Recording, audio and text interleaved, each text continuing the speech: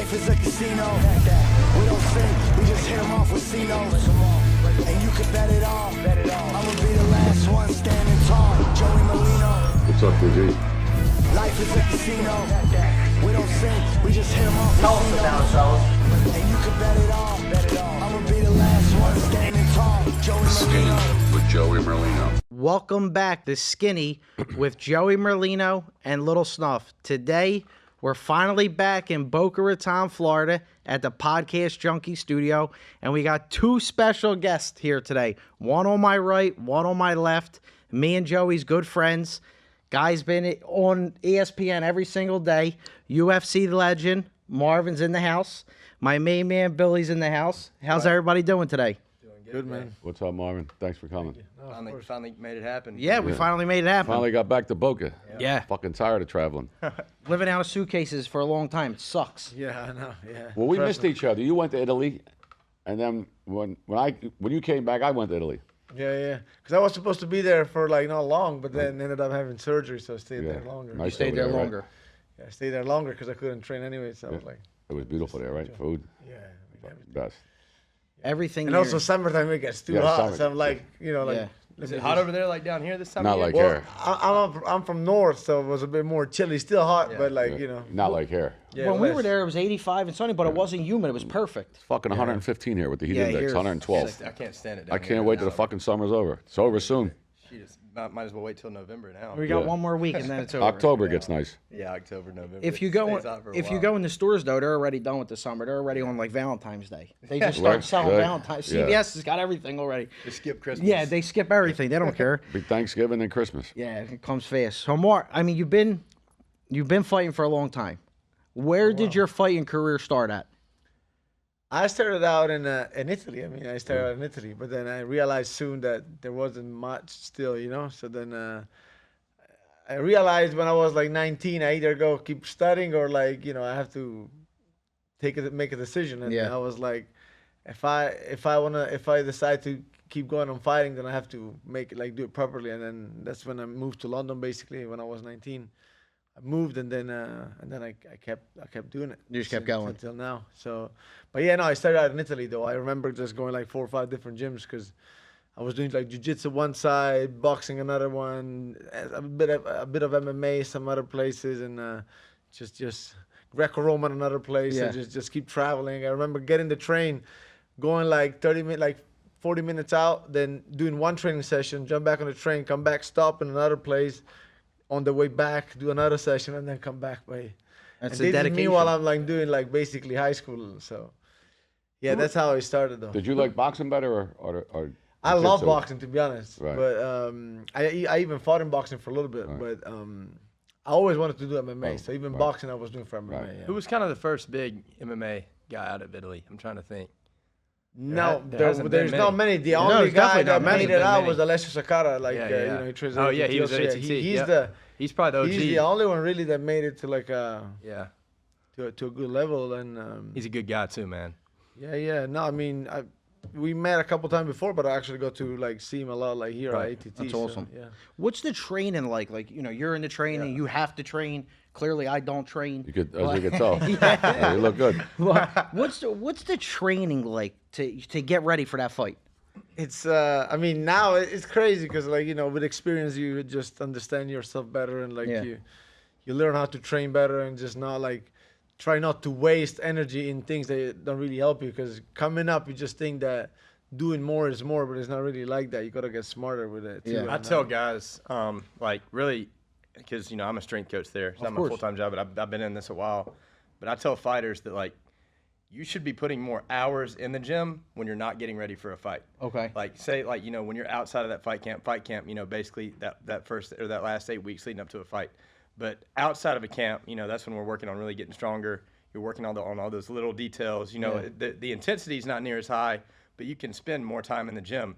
Then when you get into that fight camp, everything is targeted and intense. So your duration of training actually goes down, but the intensity goes up a lot. Goes up. A lot of guys kind of have that backwards, and they chill, then they get in a fight camp, and then they try to ramp it up. Yeah. But really and truthfully, you got to be in the gym year round, other than, after a fight, taking a few weeks off. But Through our core values of community, hope, and purpose, we aim to instill a sense of camaraderie among the men and women we serve. We seek to break down the walls that active addiction build to reveal one's true self. When I finally came into recovery, I just felt like I didn't belong anywhere. It was the group of people that I surrounded myself with that really got me on my feet and got me to a point where I was able to believe in myself and see that if it's possible for others, it's possible for me. That's what we do here. We give you a tribe, and most of all, we love you when you can't love yourself. Our goal is to receive the lost and broken and return an empowered new member of our tribe into the community. Tribe Intensive approaches the treatment of addiction and co-occurring mental health disorders through a continuum of care. We care, and that's huge to me. We're a family here. We're actually helping people, worrying about their future and worrying about where they're at, and that's hard to find in this industry. You are who your friends are. Find your tribe today. I tell guys, like, outside of a fight camp, that's when you're putting more hours in the gym, getting stronger, working on your weaknesses, working on those little details. Yeah. And you might be, your intensity's down, but then when you get into that fight camp, everything's targeted and the intensity's through the roof. Yeah, but let me ask you a question.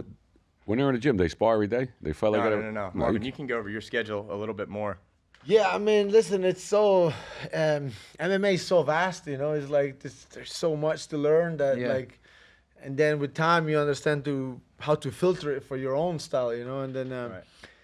in the beginning, especially, you want to spar, you need to feel those, Right. you need to be in it to understand it. But then the more you go on, actually, you don't need to spar as hard. Like you Right. still do it Yeah. at times, Right. but you don't need every time Yeah. too hard because Right. then. You get burned out. And also like a lot of it in the beginning is like you want to find that confidence of like, do I have it all the time when Right. I need it? And then after you do it for so long, then you're like, Right. I know how to switch it on when I need to. And When like, you need to. But it's more of a mental thing where like, you have to be on, but it's not really about being on like. You have to just scrap. You have to be on like it's really like it's mind blowing how much goes behind the scene in Yeah. Of course. in Yeah, people fighting. don't- 'cause it's like, They just it's watch really- it on TV. They don't know what the Fighters fuck. are, a little finicky because, man, they got so much volume in their schedule. You got your wrestling, you got your grappling, you got your jiu-jitsu, you got your sparring, and then your strength and conditioning. So, like, typically, like, my fighters that aren't in camp, I usually get them 3 days a week. We'll do, like, an upper body day, a lower body day, like, kind of focusing on getting stronger. Conditioning is not really the focus outside of a camp. Yeah. And, we'll do a light conditioning down Saturday. And then in a fight camp, that's when most of the targeted strength work, we cut it out, and we're just focusing on that speed, alactic power, conditioning, because, through the weight cut, you want to be at your fastest and your fittest going into a fight. Of course. It's hard to be in that shape when you're at your strongest. So we kind of build that strength outside of a fight camp and then, cut the targeted strength work out in a fight camp, and that's when we're focused on being fast and being fit. Yeah. These guys are in dead shape. Yeah, and also it's like it's crazy even now that I'm injured how much you can do just by like so basically what I do now I show up to the gym every day just watching the training, and then all I do is basically shadowboxing. And even before I couldn't even move my arm, so I was doing shadowboxing just with one arm. But even by doing that, it's like you can still train, bro. It's crazy. It's like Just to I feel watch like the I've mental. improved so much even though I was injured. Yeah. You I'm trained through almost it for a different while. fighters. You trained through it for a while before you decided to have surgery, didn't you? Yeah, A little bit? but even then Yeah. I wasn't really training. I Yeah. couldn't really grapple and Yeah. everything. But even just by watching him, like going through like mental reps, and it's crazy. So it's not just like learning how to fight. It's actually like learning how to train better for yourself. Train better for yourself. How to optimize everything basically. If these guys grab you, you're dead. A one leg kick, I'm Put done. Snuff in a That's him. chokehold. No, Be good for the show. yeah, go for Yeah, the show. Snuff. Yeah, go over there. Yeah, Well, I put in a go over chokehold. one chokehold, one leg kick. I'm done. People forever. do it, but like he wanted to be choked one time in the cage. I don't know if you saw it. So there was actually who came out with it? What's his name? The jackass guy. Knoxville. No. Steve-O. Steve-O. Yeah, yeah. Steve are cool, and like He's a he good wanted guy, to just do something, and then he came up to me, and then he went up to Bisping, so Bisping choked him out, Yeah. and I choked out Steve will do it in the case. They both went out. They both went out like a He light. let you put him out, actually put him out. Yeah. Yeah, Steve yeah. will do it. He'll do anything. He Yeah, loves he's it. crazy. He's He's crazy down as here. ever. Yeah, he's fucking nuts. They're Yeah. all crazy. But I was like, fuck, like Steve-O, I know he's not gonna die. I'm gonna fucking do everything. Yeah. So Yeah. Bisping just went for it like crazy until like he was out completely. Like me and like Steve, I'm like, I don't want to fucking kill him. So I'm like, let me put him out. But just enough, you know. Yeah, listen. So in the video, you see, like, I put him out, and then it wasn't completely out, so I go back to it. and put him one more time. And then he went out. I remember seeing that on. That's a I classic. saw it on YouTube or Instagram or something. That's where you find everything. Yeah. You find all But the they clips. grab you in them fucking leg locks, right? That Yeah. fucks you up too, right? Oh, yeah. That's bad. Because That's bad. You fucking tear your fucking leg. yeah, and that will keep you out, like, for a long time. That's why, like there's a lot, like, for every technique, there's a defense, That's too. right. But, Yeah. like, if you just want to tough it out on some stuff, on, like, when a lock is on, or, like, something like an arm lock or like a leg lock, like, and you blow your joint, that's What'd you think I mean, in a about? fight, I could think about it eventually if I'm winning, or like Right. like not much is left. Like, you know, maybe I mean, I wouldn't tap maybe on a fight if Right. it's, you know, if it's maybe like 1 minute left, but yeah, like, It's like tough. blowing your knee out Or or your like whole shit knee like out, that right. in training is What'd you like, think about that Dricus Izzy fight? I know you fought Izzy a couple times. Dricus, he's a motherfucker, man. He doesn't. I don't want know. to be studied, bro. I don't really know, I dude. really don't know, but I'm a He fan. keeps- I'm not gonna lie. I'm a fan of He Rickers. keeps winning. I'm a fan. He This is guy winning. like, He just Yeah, keeps he keeps winning. and finishing people. Yeah. At this level.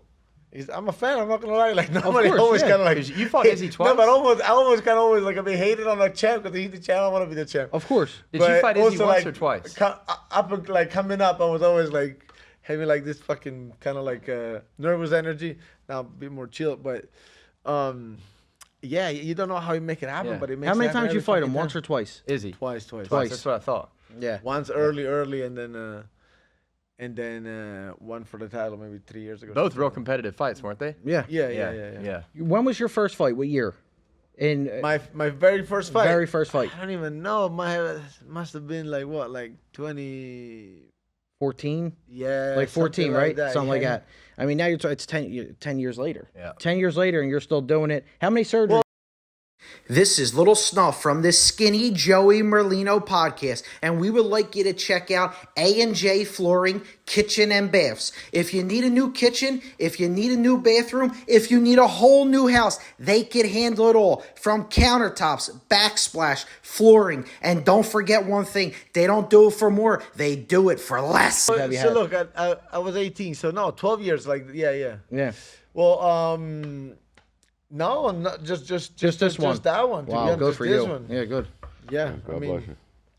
yeah, no, my body don't break. Honestly, like it's Good. always been built, you know, like strong. But this was a bit of a freak accident. And Yeah. my shoulder came out, and it was a mess. That's a weird situation. Their fucking legs got to be strong as a motherfucker. Yeah. I mean, Fighters put off surgery. You know, I've worked with all athletes, but fighters, you know, they try to, like, I've got fighters fighting on torn ACLs. You know, like, because a lot of times, you know, when you have a major surgery as a fighter, it can alter things or even you know, be career ending. So a lot of them will just you know, a lot of fighters will clean up everything once their career's over. listen, these guys are fucking. They're tough. Hockey crazy. players tough. Yeah. Yeah. Oh, yeah. LeBron broke his nose. He was out for fucking Good God. 4 weeks, whatever the fuck, eight days, whatever. Broken nose. He gets sneezed on. He's trying to the ref. Yeah. Yeah, breaks baseball his- player gets a blister. He's out for 3 weeks. Yeah. A blister on his fuck. Get the fuck out. No, it's different. No, It these really guys are is. animals. Who's your favorite fighter that you ever fought? That I ever fought? I don't even know.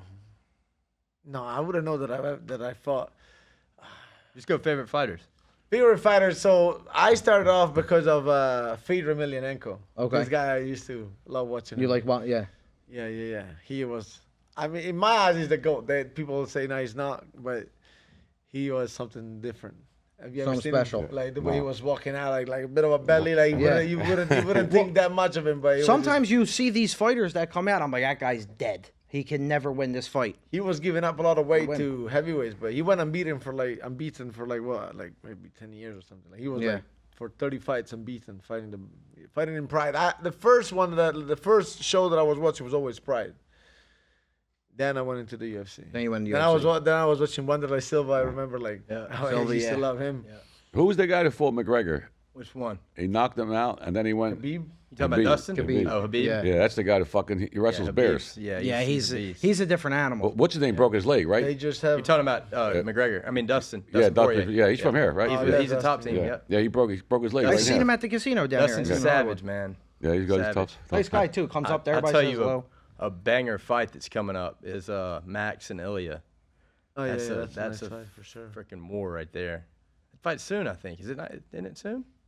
Yeah, should be soon. Yeah. MMA took over everything. Yeah. Well, is Connor coming back, or is McGregor done? Like I every don't week, know, it's a man. different story.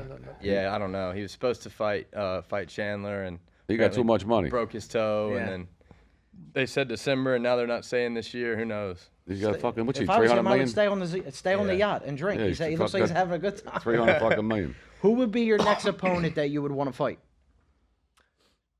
I don't know. To be honest, I think fight that makes sense. But he has another fight. I think he ain't gonna win actually too. Is Brandon Allen. Oh yeah.